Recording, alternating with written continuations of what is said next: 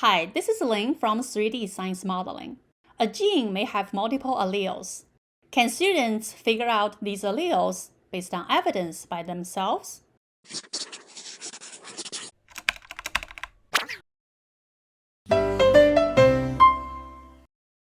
Lady beetles have highly varied wing color patterns. Scientists have found one of the reasons is that the wing color gene has multiple alleles. What's their evidence? Nope, it's not just because lady beetles have many colors, but because some of these color patterns are inherited in a certain way. Let's help students investigate it using a computer model created based on K.J. Houston's study on 6 forms of common Australian lady beetles. In class, we may first review Mendels Law and clarify that he developed a two-allele conceptual model to explain the inheritance of two traits. The key ideas of the model include: each individual has two alleles. Each gamete randomly receives one allele. The male gamete and the female gamete are randomly selected from their gamete pools to fuse to produce an offspring. There are two allele types. The dominant allele fully masks the recessive allele. Then, we can invite students to think whether they notice any animals or plants may display more than two traits for one character. Students often give some examples. We can take one example from students.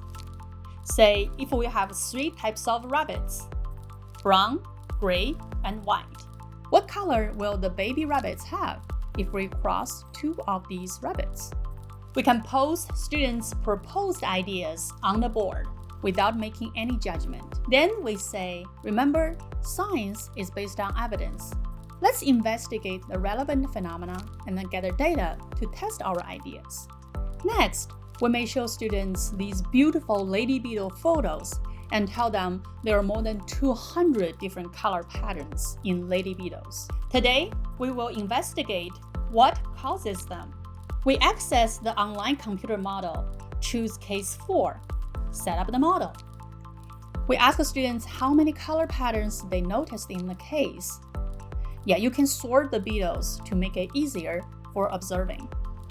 Yes, there are 6 forms of lady beetles: 9-spotted, black, broken stripe, normal, elongated stripe, and 5-spotted. We may ask students, how would you investigate the color pattern inheritance in these lady beetles? Students are likely to say, we can cross them. We encourage them by saying, great idea. Then suggest that we explore a case that only contains 2 traits before moving to a case with more traits. Let's look at case 1 first. We first posed the guiding question: how are the lady beetles' color patterns inherited in case 1? Ask students, how would you cross the beetles in the computer model to make sure you gather enough data to describe the color pattern inheritance? We want to guide them to think they cannot just have 1 or 2 random cross, but have 3 types of crosses: 9-spotted with 9-spotted, black with black, and 9-spotted with black. Also, they need to have multiple trials for each cross. Next, students may work in pairs or a group of 3 to gather data. In each trial, they set up the model, choose 2 beetles, and then cross them. They may sort the offspring to see the rough ratio, and then record the numerical data for each trial. We have provided an online Google Sheet that you can copy to your drive and then share with your students.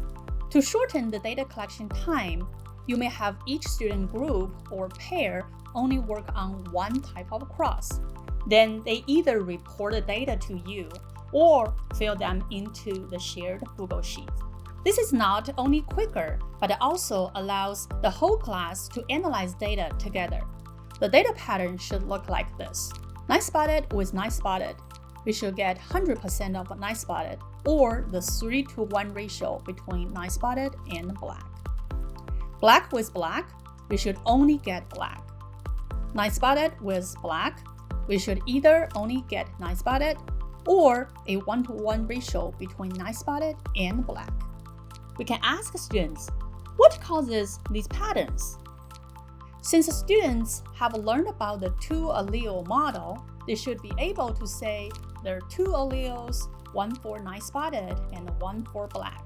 The nice-spotted allele is dominant over the black allele.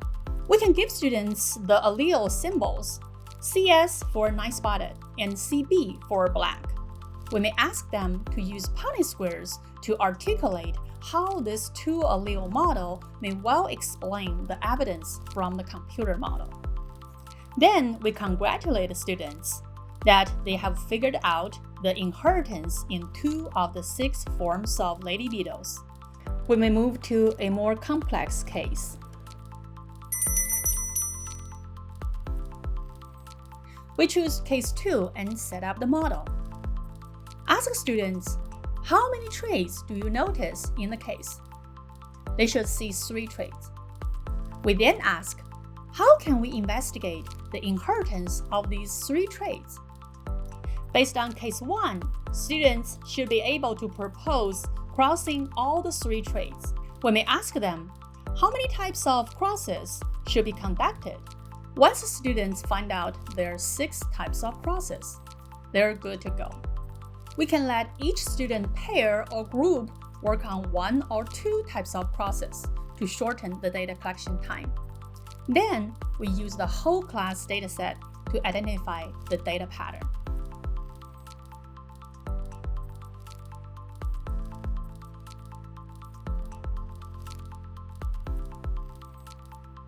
The following patterns should be found. We ask students, do you think the two-allele model we used to explain case 1 can explain the patterns in case 2? Why or why not? Students could have 3 reactions. Some of them could say, yeah, it works. Then we ask them to infer the genotype of normal color trait. Some students might be stuck at this point. Some other students might suggest giving the CSCB genotype to the normal color trait. From there, we can work with them to use Punnett squares to predict the offspring of nice-spotted crossing with black, and then compare them to the actual data. When students see the mismatch between the predictions and the actual data, we're ready to talk about the third possibility, adding a new allele. Let's denote it as CN.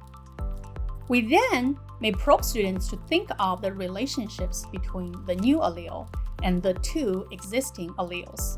We remind students that we can only infer these relationships based on evidence, which is the data from the computer model.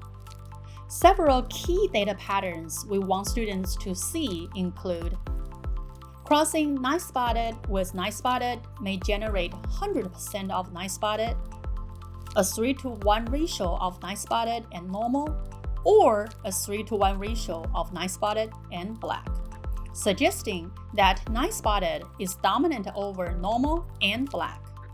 Crossing normal with normal may generate either 100% of normal or a 3-to-1 ratio of normal and black, suggesting that normal is dominant over black.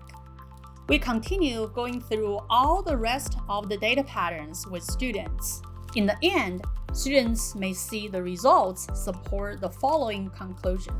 There's 3 alleles involved in case 2, and the 3 alleles display a dominance order.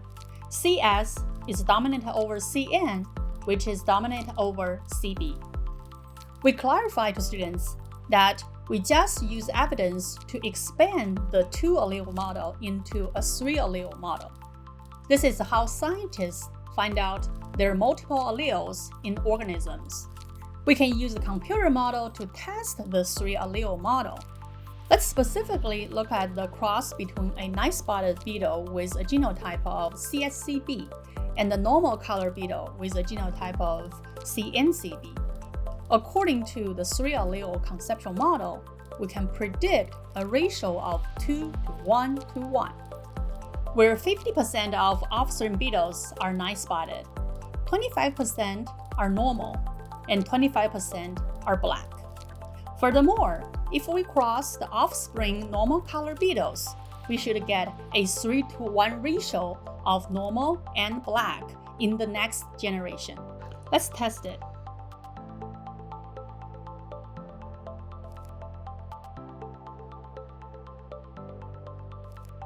Our predictions are well supported.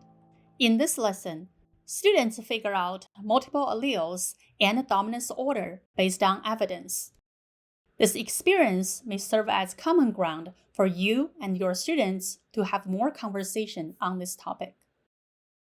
Leave your comments if you think this was helpful. Thanks for watching.